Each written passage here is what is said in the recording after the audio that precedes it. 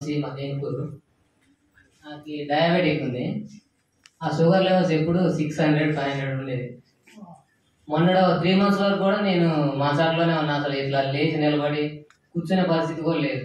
వాష్రూమ్కి వెళ్ళాలన్నా ఇట్లా తీసుకొని వెళ్ళాలి, తీసుకొని రావాలి.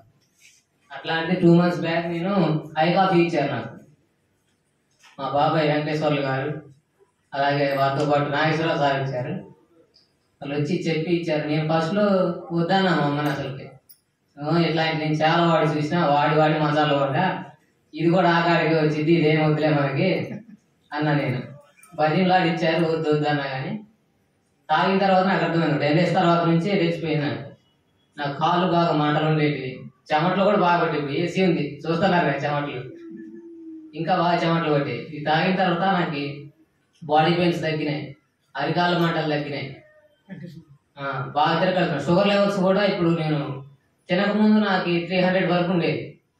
ఇప్పుడు నాకు తినకముందు 150, 170 ఉంటుంది. తిన్న తర్వాత 300 వరకు ఉంటుంది.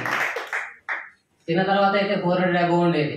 ఇప్పుడు 270, 300 లోపే ఉంటుంది.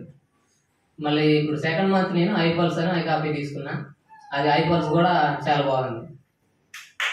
Thank you.